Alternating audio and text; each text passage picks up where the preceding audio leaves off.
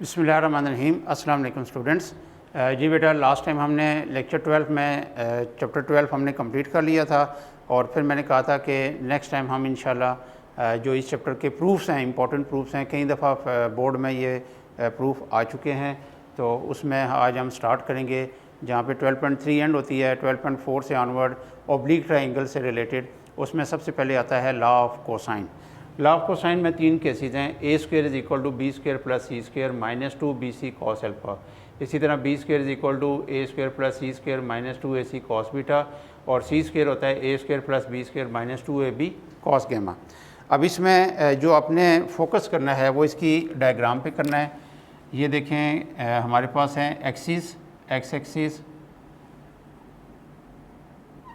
Y axis. जिस case को आपने प्रूफ करना है, जैसे ए स्क्वायर प्रूफ करना है या बी स्क्वायर करना है या सी स्क्वायर, अभी मैं ए स्क्वायर प्रूफ करूँगा। जिस केस को प्रूफ करना है ना, वो वाला वर्टेक्स आपने ओरिजिन पे लेना है। यानी अभी मैंने पहला केस प्रूफ करना है तो ए ओरिजिन यहाँ पे ले लें, फिर यहाँ पे बी ले लें और यहाँ पे सी ले लें। इनका कोई इशू नहीं, ये कहीं आगे पीछे हो सकते हैं। ये बी है, ये सी है, तो इनको आपस में ज्वाइन करें।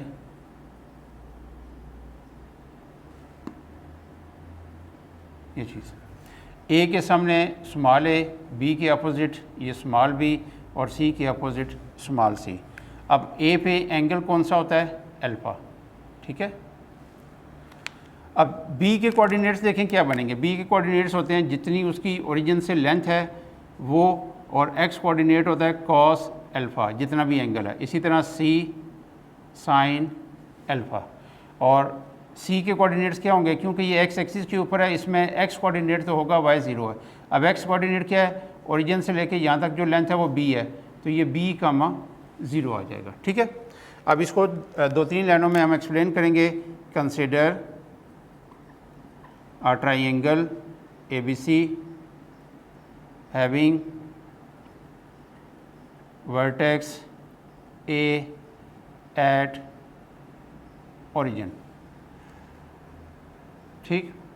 तो अब इसके साथ लिखें कि coordinates of b is equal to c cos alpha comma c sine alpha, और coordinates of c is equal to b comma zero. From figure ये बी सी डिस्टेंस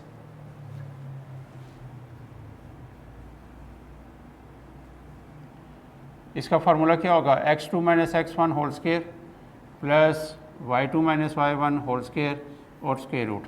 अगर मैं इसकी स्क्वेयरिंग कर दूं तो इधर डिस्टेंस का स्क्वायर आ जाएगा और ये रूट ख़त्म हो जाएगा, तो ये आ जाएगा बी सी डिस्टेंस का square equal to x2 minus x1 whole square plus y2 minus y1 whole square. ठीक है।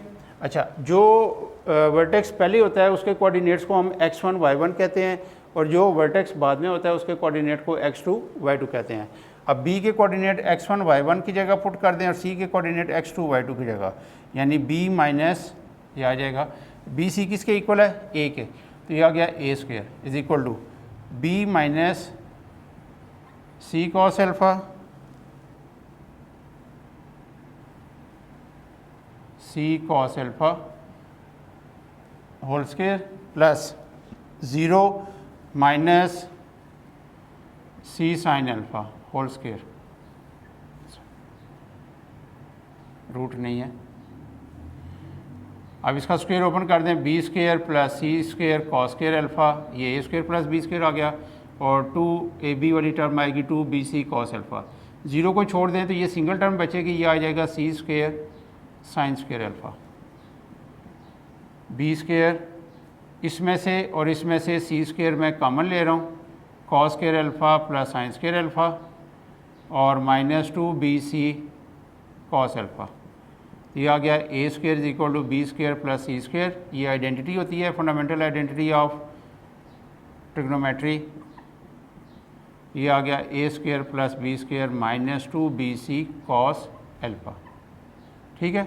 तो बाकी दोनों केस के लिए आपने सिंपली ये लिखना है। पेपर में तो अगर वो यूँ कहते हैं ना कि state and proof law of cosine, तो ये उसकी स्टेटमेंट है, यानी तीनों जो केसेस हैं, और प्रूफ में आप एक केस करके बाकी दोनों सिमिलरली करेंगे।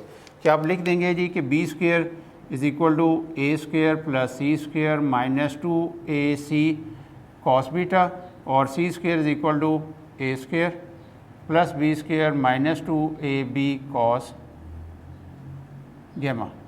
ठीक है, लेकिन अगर वो इन तीनों में से कोई एक केस आपको दे देता है जी कि ये वाला प्रूव करें या ये करें या ये करें, तो आपने याद रखना है कि अगर ए स्क्वायर वाला केस प्रूव करना है तो ए वर्टेक्स इधर होगा, अगर बी स्क्वायर का केस प्रूव करना है तो बी वर्टेक्स इधर होगा, अगर सी स्क्वायर का केस प्रूव करना है तो सी इधर होगा।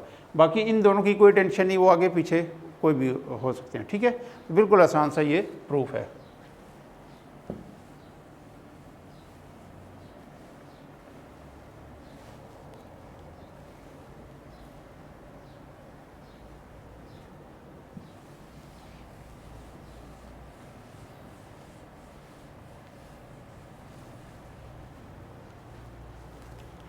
अच्छा, अब जो लॉ ऑफ साइन है,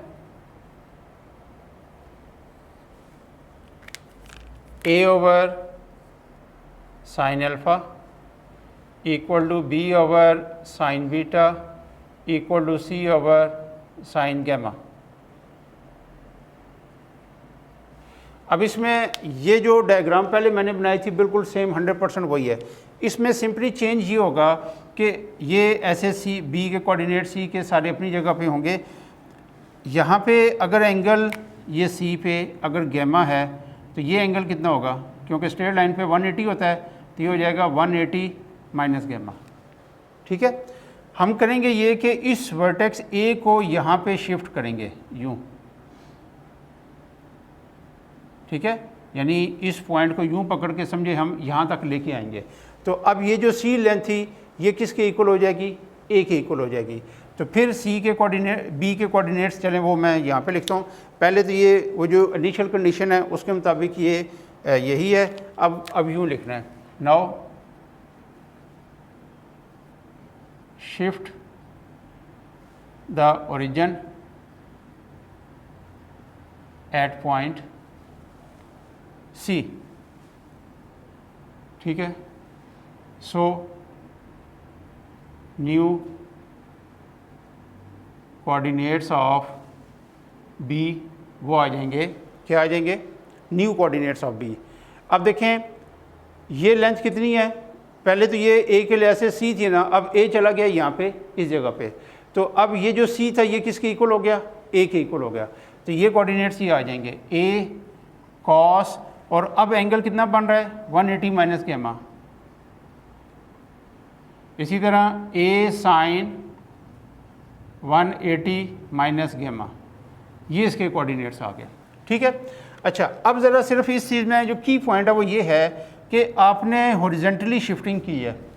पॉइंट बी जो है वो अपनी जगह जितनी हाइट पे मौजूद था उधर ही है। ठीक है, यानी ये यूँ है कि जैसे फ़र्ज़ करें एक बांस वाली सीढ़ी, वहाँ पे उसका टॉप है और जहाँ पे अभी मैं खड़ा हूँ यहाँ पे उसका पाँव है। अब वो सीढ़ी अगर वो थोड़ा सा उसमें वो जैसे स्लाइड करने वाली सीढ़ी होती है वापडा वालों के पास या और इस तरीके से कि उसका टॉप तो उधर ही है, नीचे से मैं पकड़ के इसको ऐसे पीछे ले जाता हूँ तो टॉप वही है, यानी जितनी हाइट सीढ़ी की पहले थी अब भी वही है, सिर्फ क्या चेंज आई हॉरिजॉन्टल डिस्टेंस में। तो अब हम यूँ लिखेंगे इन बोथ केसेस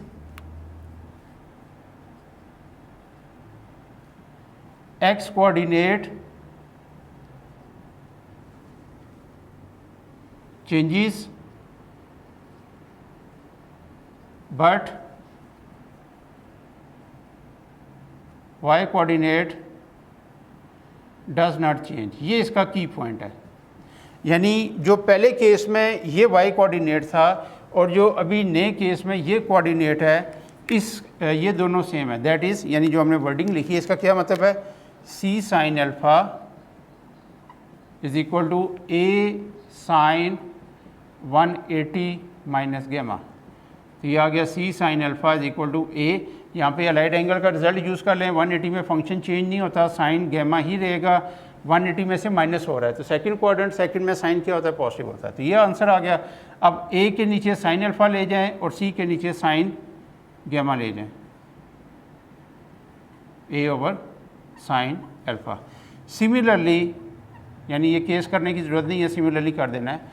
कि इन दोनों में से कोई एक केस लिख दें कि a over sine alpha equal to हो सकता है बी ओवर साइन बीटा, या ये लिख लें, या c over sine gamma is equal to b over sine beta. तो this implies that a over sine alpha equal to है b over sine beta equal to है सी ओवर साइन गैमा। ठीक है, तो ये प्रूफ हो गया। तो आप देख सकते हैं कि कोई ख़ास मुश्किल बात नहीं है। जो आपको मैंने एक की पॉइंट बता दिया, जिसका ये मैंने ब्लू कलर में शो किया है, ये इसका की पॉइंट है कि हाइट चेंज नहीं हो रही, सिर्फ हॉरिजॉन्टल डिस्टेंस चेंज हो रहा है, जिसका क्या मतलब है कि एक्स कोऑर्डिनेट चेंज हो रहा है, वाई कोऑर्डिनेट फिक्स है। ठीक है, तो ये पहले दो लॉज आज हमने कर ली हैं। इंशाल्लाह नेक्स्ट लेक्चर में ये प्रूफ हम कंटिन्यू करेंगे। टिल देन अल्लाह हाफिज़।